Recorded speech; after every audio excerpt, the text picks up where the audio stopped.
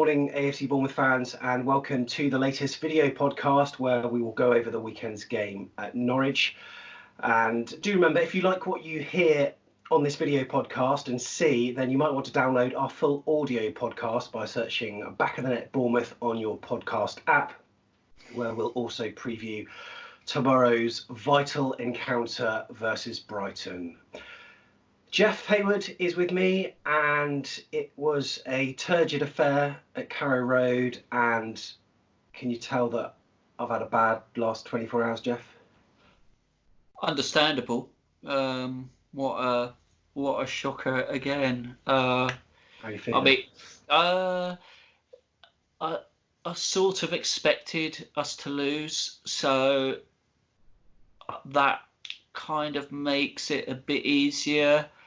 I think the manner of the defeat was again like self-inflicted beyond belief, and we are finding amazingly imaginative ways of giving games to the opposition.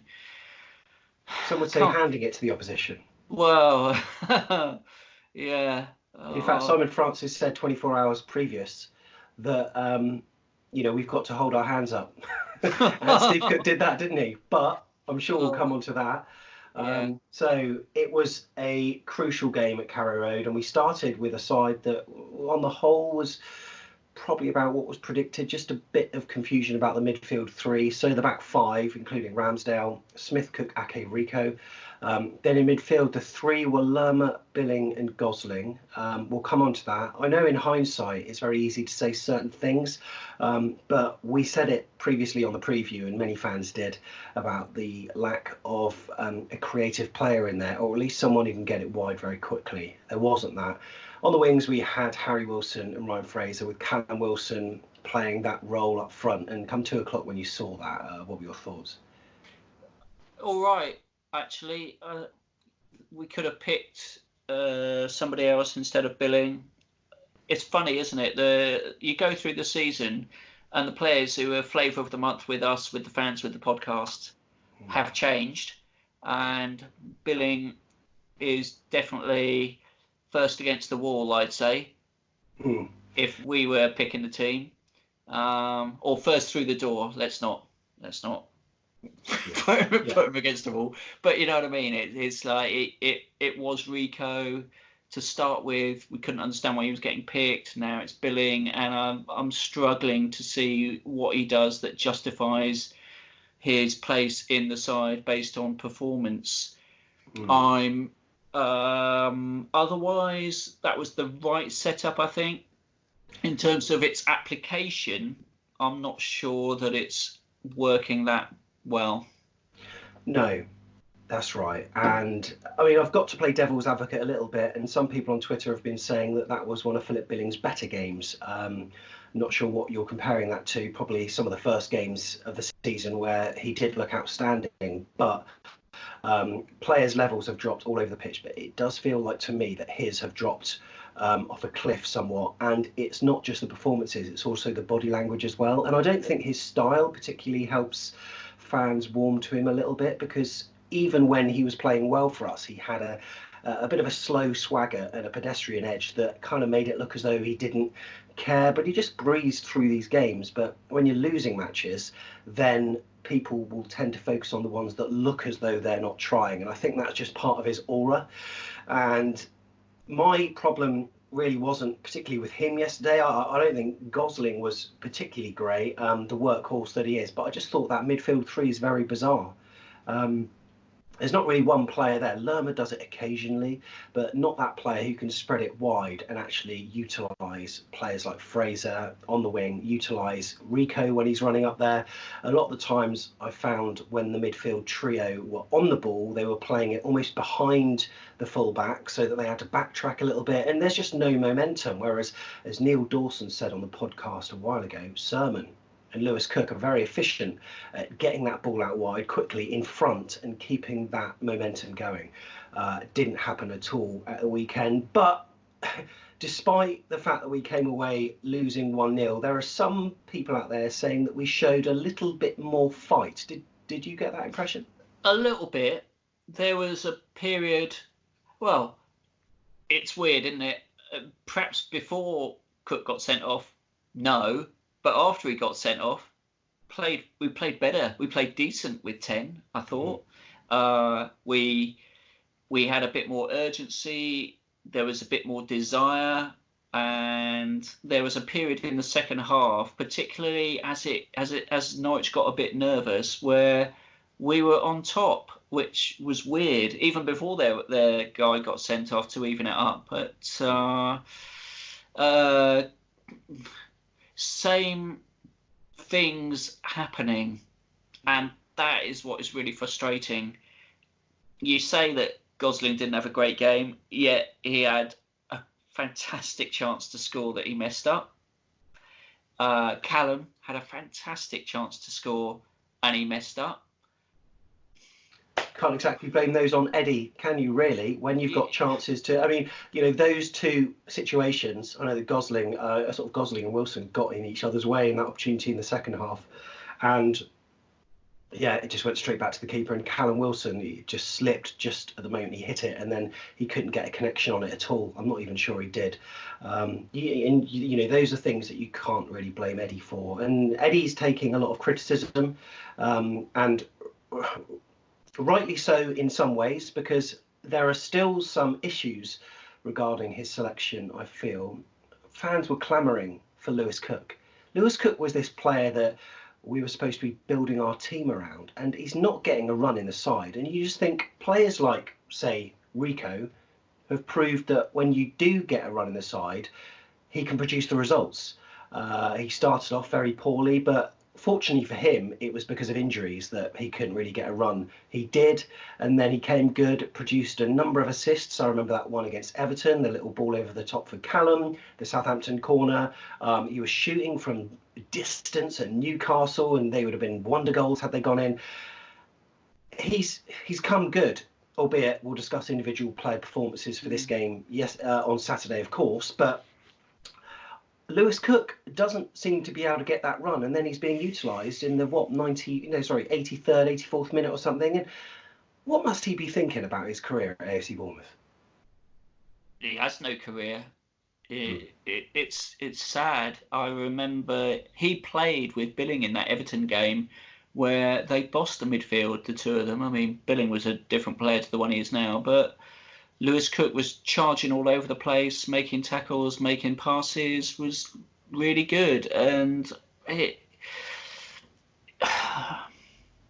we've said the last few games that we need to draw a line and start again. We haven't got long left, and I counted the fixtures that we've got coming up. I make it we've got 7 winnable games. But what I mean by that is it feels like some fresh faces need to come in. I mean, what have we got to lose? You know, we're creating nothing. We don't look like scoring. I think there are players palpably out of form and players that are that deserve a chance. Lewis Cook's one of those. What have we got to lose replacing Billing with Lewis Cook? You know, what we got to lose. But let's go through the match chronologically, Jeff. Obviously, he seemed to start off relatively well. I mean, Fraser did some good work on the left that forged a header for Callum Wilson. Philip Billing had a shot from distance. It was never going to go in. And then Norwich did seem to come into the game a little bit. Pukki looked dangerous, and then Buendia had a header. And one thing that really impressed me about Norwich was the fact that when they go forward, they seem to throw men forward, so that when that cross came in, which I think, Buendia had got his head to it, and it went wide of the post, there were about 4 or 5 shirts in yellow and green in that box, whereas whenever we attacked, there seemed to be only 1 or 2. Fraser, maybe Harry Wilson, Dan Gosling perhaps, Callum sometimes. I was quite impressed by them, and it was good to see a team that is showing a bit of fight. Very valid point. They had to win that game yesterday. They played like they had to win it. Pukki is a talisman for them.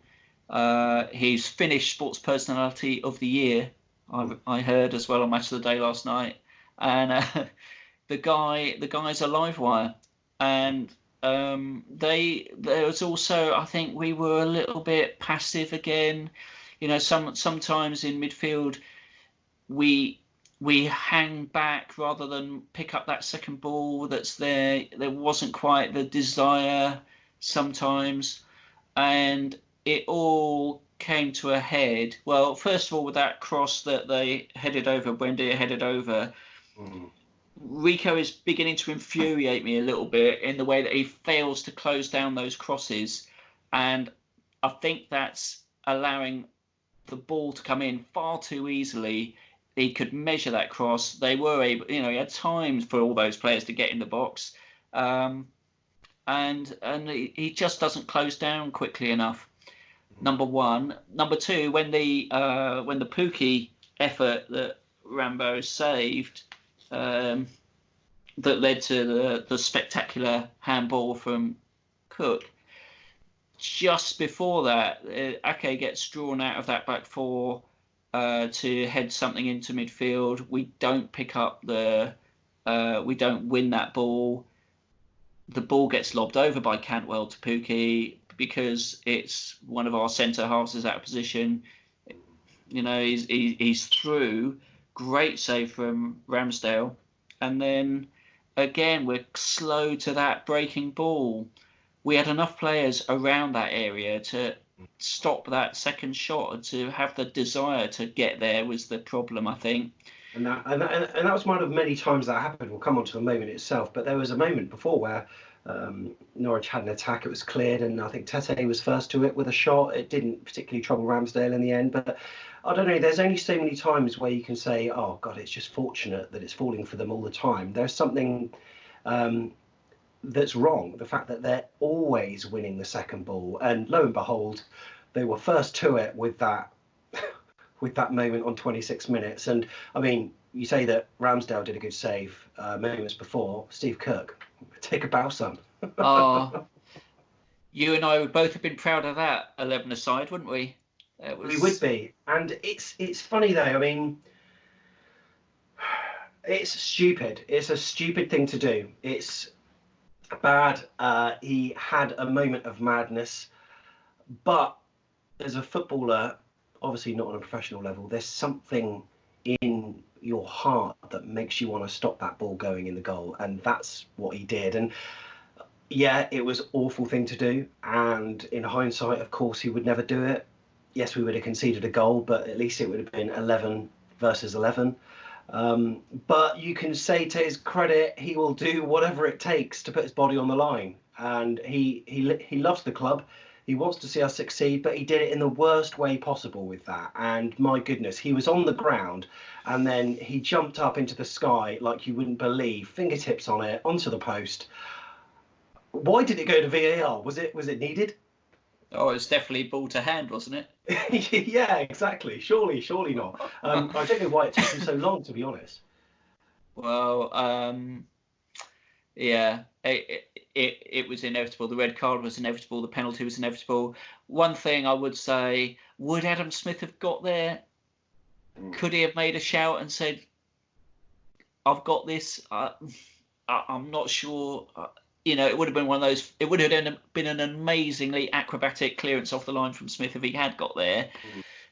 But even so, what is that? A straight red card, 3-match ban? It's just a 1-match ban, thankfully. So is that right? Apparently so. Yeah, it's just the one match that will be missing him. But even up until that point, Norwich had 71% of possession, so it was always going in their favour.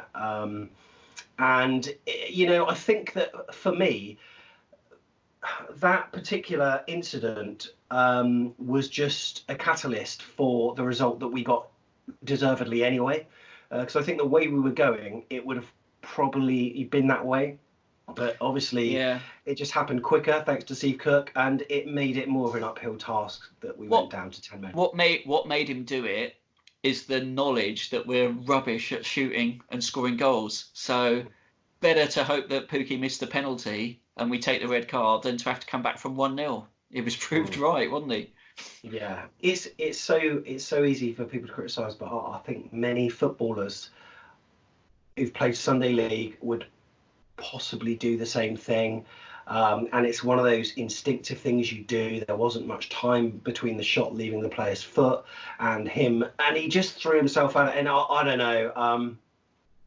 It's terrible and it's bad, but there are people that are tagging him in tweets and saying some remarks which I think are very tactless. Yeah, he deserves criticism. He said the other week that he's happy to take criticism, as are the team, but not quite the words that people are coming out with.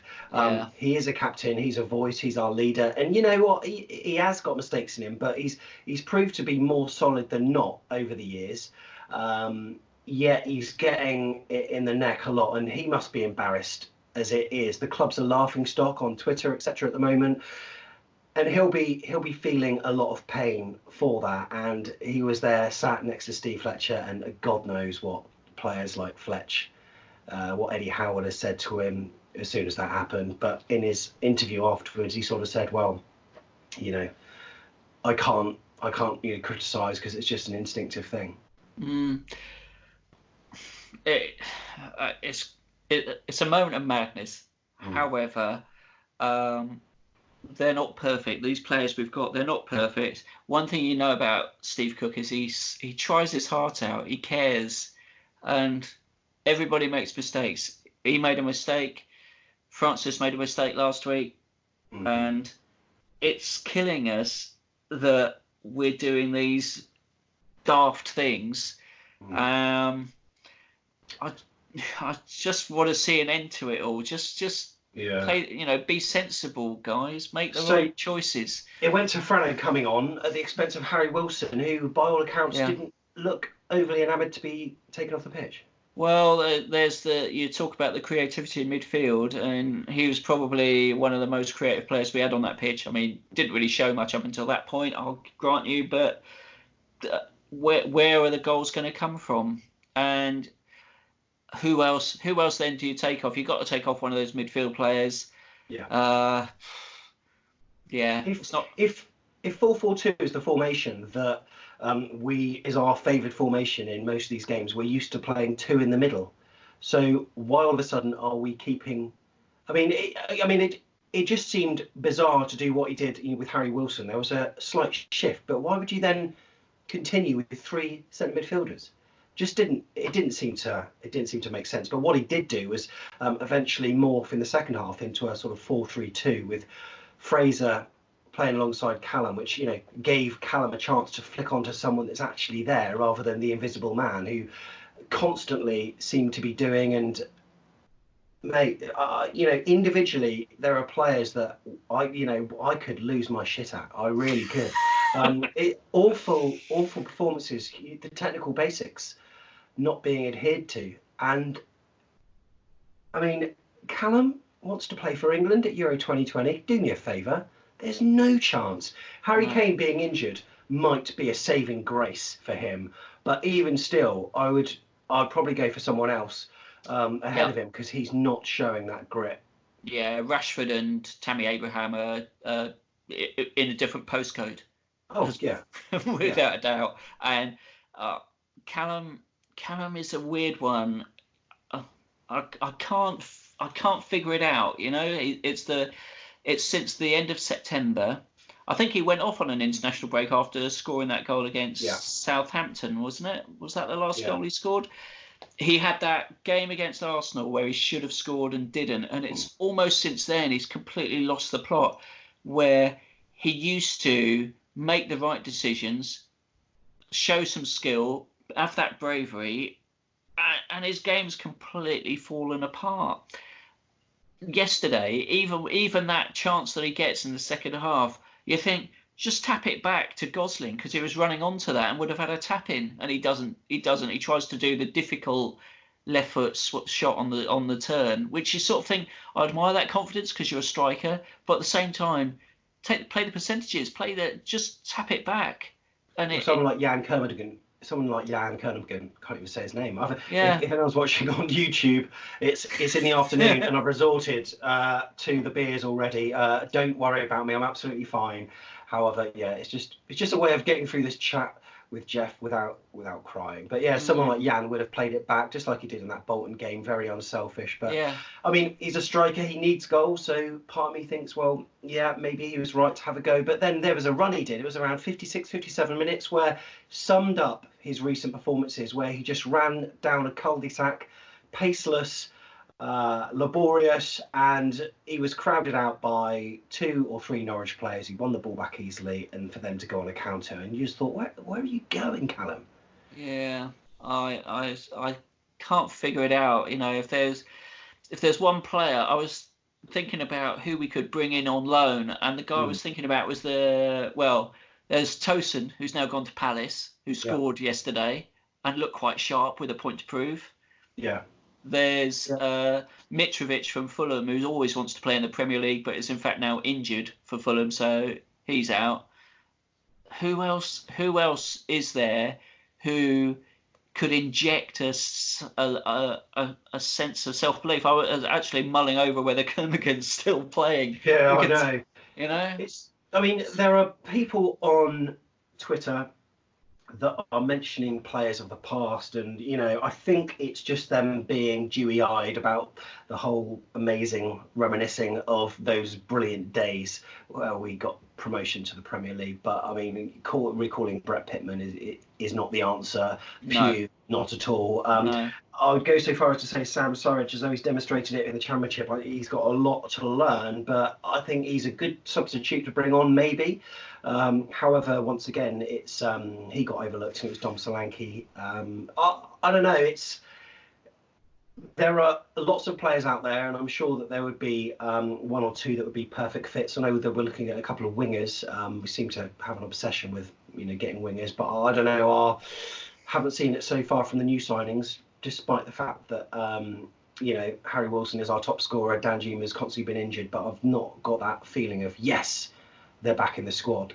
But that said, you know what? 10 men, we played as well as we did with 11 probably, and we did create a few chances. I think there was a scramble with Ake going close, and then a good bit of play was manufactured. One of our clearest chances where Adam Smith hung up a cross to the far post. Fraser got a foot on it, as you said, so I crossed it in the first time, and Wilson had that chance, and Gosling as well. So they are the minutiae that are the difference between 0 points, 1 point, and 3 points. Let's be fair, if we're looking at small crumbs of comfort, the response to going a goal down and 10 men down was actually much better than we might have expected. Certainly last week, after conceding that horrible first goal against Watford, we didn't have that same response. No. We created chances. We created more than 1 shot on goal. I think it was 3 in the end. But we had several opportunities, and that's a positive because we haven't actually been creating much at all recently. Do you take that much of a comfort out of it, given it's Norwich? And I don't want to be disrespectful, but not much, but it's something. At least we've got something to cheer about, regardless of our opposition. But you've got to say, we were lucky for it to still be 1-0 thanks to Aaron Ramsdale. I mean, they had a number of chances where he kept us in it, didn't he? Aaron Ramsdale, man of the match. Easy. Clearly. Easy. And it's interesting to listen to his post-match interview on AFCB TV because he's got experience of being in a relegation battle.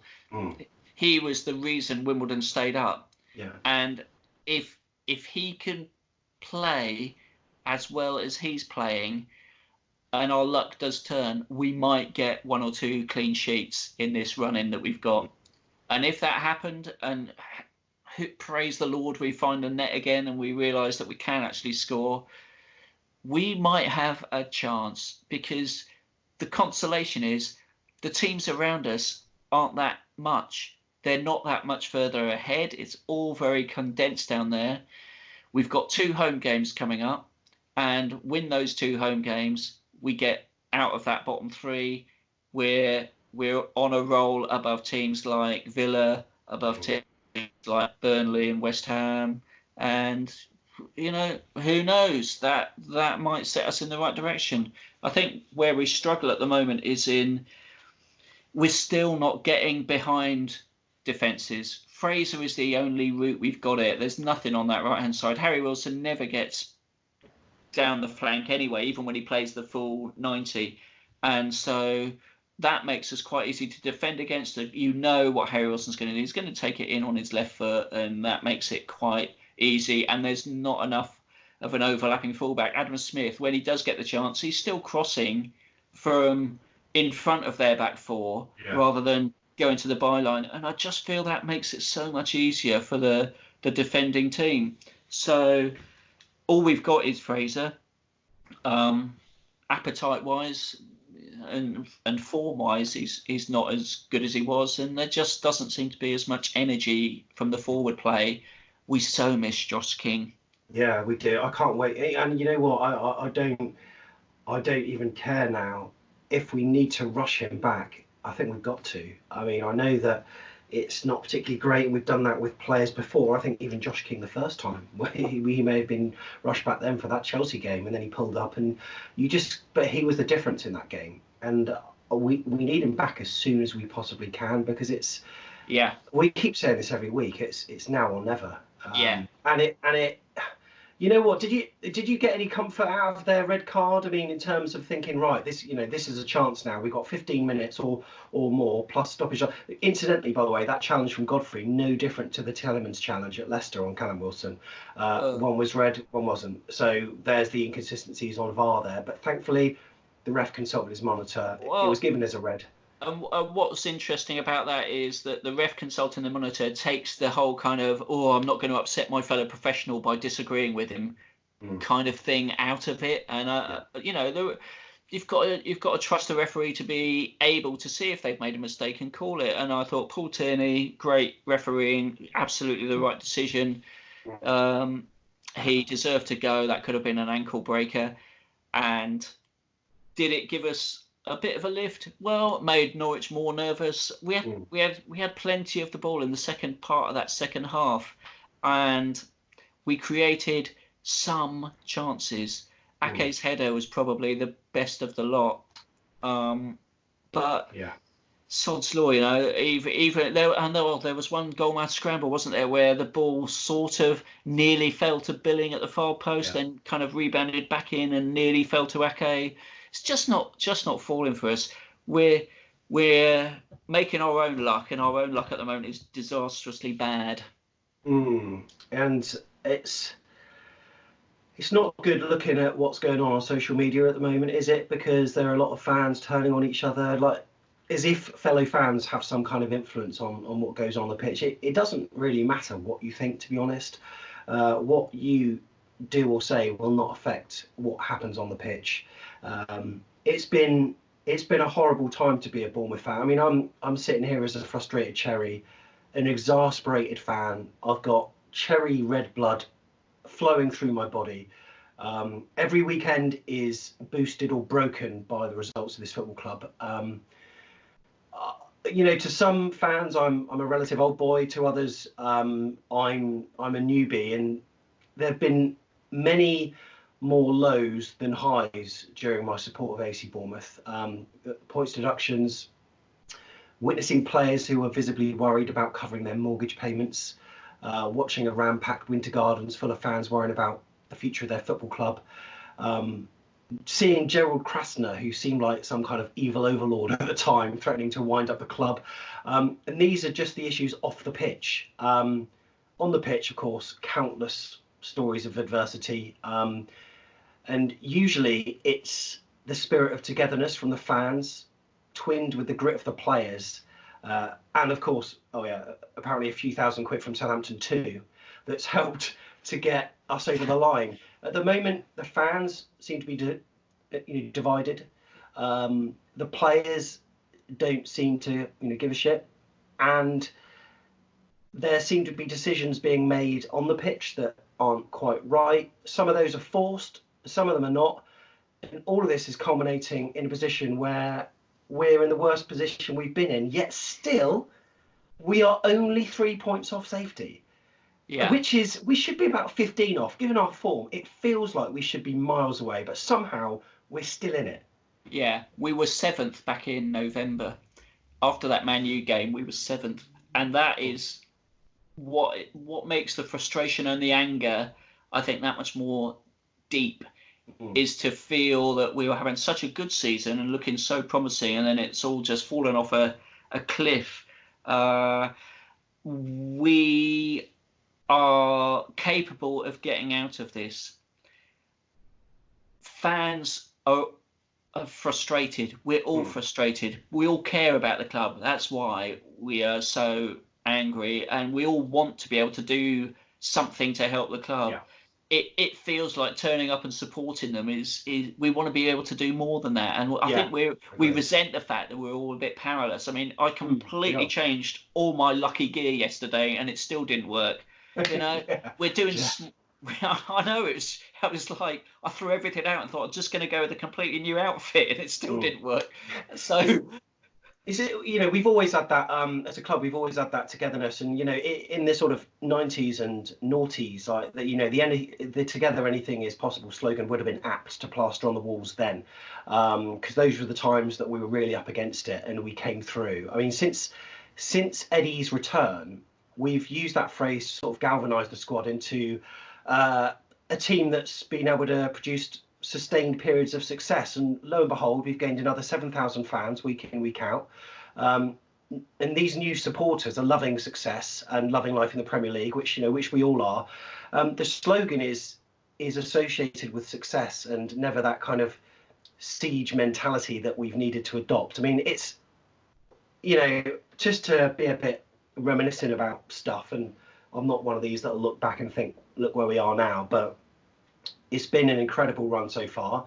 I'm not saying it's over, but we've gained worldwide attention. You go on holiday, you mentioned Bournemouth.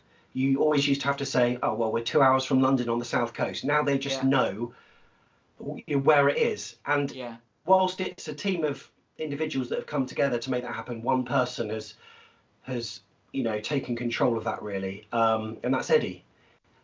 He's not faultless. But to have kept us in the Premier League this long, I think, is an outstanding achievement. And this is the one season where we've been forced to utilise a whole host of new players. Some have been consistently played out of position through necessity rather than choice, and we've fallen short. The team isn't producing the brand of football that we know and love. And, you know, like Eddie is, you know, he is culpable for the situation. But let's not forget that Eddie is a fan as well. He's got the weight of the world on his shoulders at the moment. He'll be having sleepless nights at home trying to think of ways to sort it. He's trying, but he is falling short tactically on occasions, sometimes making, you know, bizarre decisions, and sometimes I think he sort of almost does need a break. And I sort of genuinely hope that he is getting some work-life balance, because at the moment it must be horrible. There's a lot of vitriolic stuff online. I hope that he's not seeing any of it, but I'm sure it filters through somehow. The players have got Twitter accounts and stuff. And also, as fans, we've quickly forgotten that there have been so many times that we've thought that we know best, only for Eddie to prove us wrong. So despite all that's going on, I'm still sticking with him. Very eloquently put, Sam.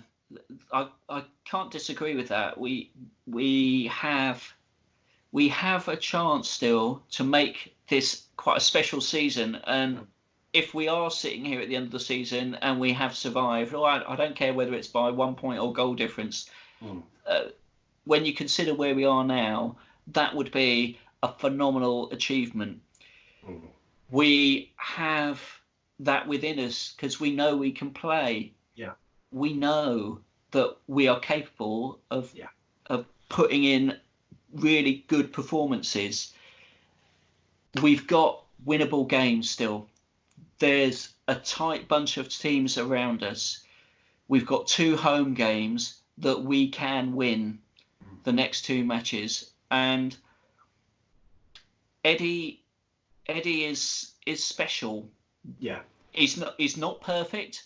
He is fallible, and I think this season he's probably more fallible than ever before.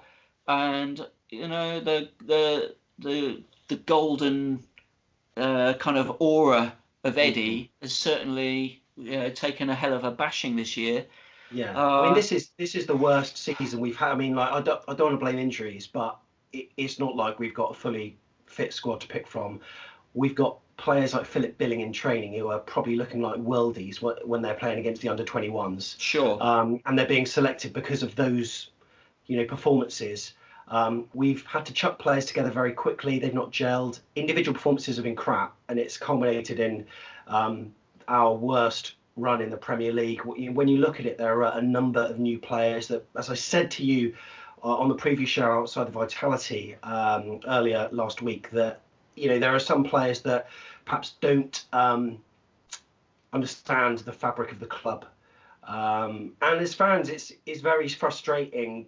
But some of them are saying it in ways that they shouldn't. I'm not saying we shouldn't moan. It's moaning is a mechanism for venting, and as paying customers we're allowed to, but some fans are acting a little bit entitled.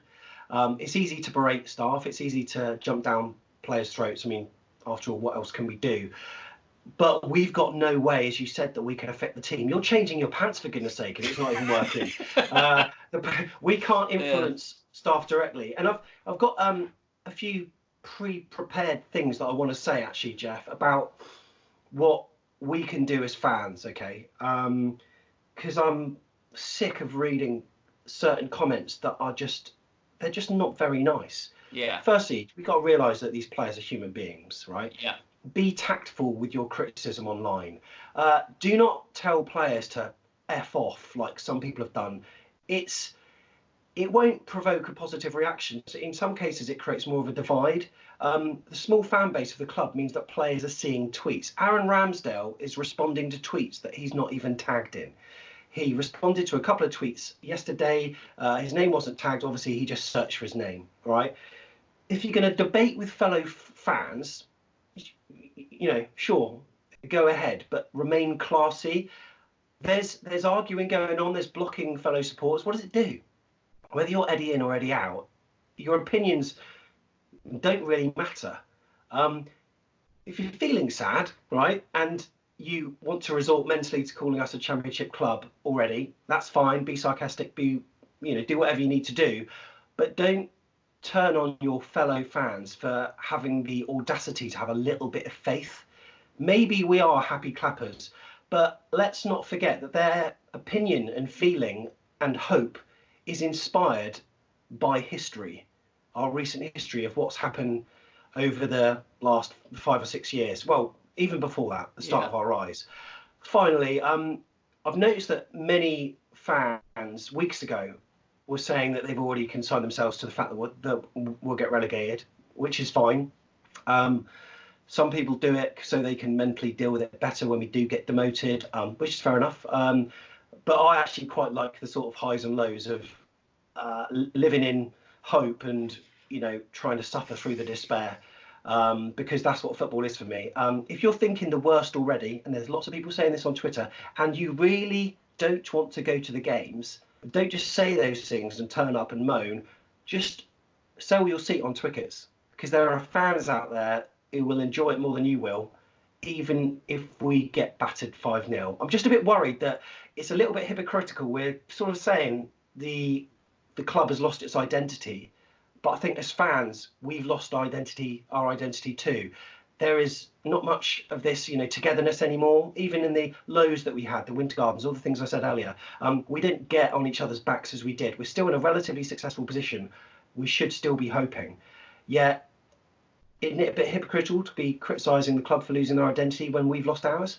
Very well put, Sam. We've got to stick together. We've got to get behind the team, get behind the players. Why anyone is giving Aaron Ramsdale a hard time is on me, because that man is the star player, the star find of our season. He prevented he made it flattering for us yesterday, didn't he? He did, and did the same a couple of weeks ago against Brighton as well. And I think we missed him against Watford. He's a star goalkeeper, and we have to give them every bit of support that we can, because it is still achievable. It is still possible that we can get out of this horrible situation that we're in. The next 2 games, I know we keep saying it, that this run of fixtures and we've lost them all, they're all 6-pointers. Well, yeah, but we're still in there. We're still in there. If we can get a result against Brighton on Tuesday night, that will put us in a great place for the Villa game. And both those teams are nervy. Villa don't have a centre forward at the moment. They might have got one on loan by the time we play them, but they're no great shakes. They were one-man team. Jack Grealish, that's it. Brighton are no great shakes. We can beat them. We can beat them both if everything goes for us and we play with a bit more self-belief and confidence. The players put their all into it. We get we just got to get a result. We are like moths to the flame, aren't we? We really are. But let's not forget, I'm going to swear now, but we've not got some twat in charge. No. Our manager is Eddie Howe, who is the biggest fan there is. And look, it will be crap if we get relegated. But in some ways, okay, I'm not a doom monger, because I think there's still a chance. If this run it does go on, we deserve it. But if it doesn't, then we've got a hell of a chance. But the main aim in every single league, apart from the Premier League, is to win. When you hit the Premier League, your goal is completely different. It's all about survival. We just need to get behind the lads. They may well turn up with another abject performance, but all we can do is unite and give them absolutely everything and give it our absolute all. A lot of people are saying, well, they're not giving their all. We know that, but we can't control it. But all we can do is what we can do, because we all want the same thing. Our future has always been safe with Eddie at the helm, and as fans, we've got to take it one game at a time. But we've got 15 cup finals now, and with 7 wins or 6 wins and 2 draws, we should be okay. Yeah, 6 wins, 2 draws. I think we'll be okay, and we'll be safe. I think we've got 7 winnable games. Then some of them aren't easy. Burnley away is not going to be easy. Newcastle at home is not going to be easy. I didn't put Manchester City away as one of those winnable games in the league to know, nor indeed Liverpool away. But we have got some games that we can get a result in. So fresh faces, shake it up a bit. Maybe actually, do you know what? The game on Tuesday coming so quickly after what happened yesterday might be good. Might actually. We haven't really got much time to think about it.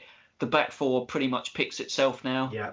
And I think he will probably think about the midfield and freshening it up and giving Lewis Cook a go instead of Phil Billing. Although I'm not sure about Lerma. He still doesn't look 100% to me.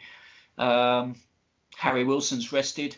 I think one thing we just, we may see the same turgid performances, and I've got a funny feeling, and I've been chatting to a few people about this, that if it doesn't go our way on Tuesday, I don't think we'll be hearing those same media-friendly sound bites. I think we could be waking up to news that no one really wants. It's a massive game, and I think I've got a feeling that Eddie's AFC Bournemouth future may even depend on it. Well, we've said it before that it's more likely Eddie will walk because he's 100% that. Because he's proud, he cares about the club. I think it's more likely that he'll do that rather than get a phone call from Max to say, sorry, you're not needed anymore. I just think he cares enough about the club, and if he thinks he can't do it, I think he'll be saying, you know what, somebody coming in might give us a new manager bounce and might help.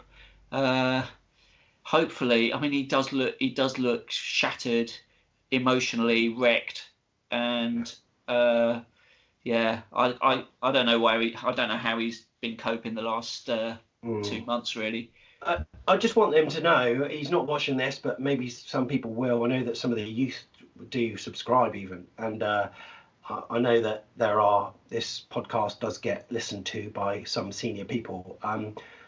We just want them to know that they are loved. Every single player is loved, and there's a lot of criticism online. We're not trying to do it because we hate you. We're just frustrated with the way things are, and it's sometimes not players' individual things. Like Steve Cook, I mean, it was stupid what he does, but we, despite all that, we love you, and we want you to come back and put in 15 minus 1, 14 amazing performances between now and the end of the season. Because if everyone comes together, then anything is possible. And it continues on Tuesday against Brighton.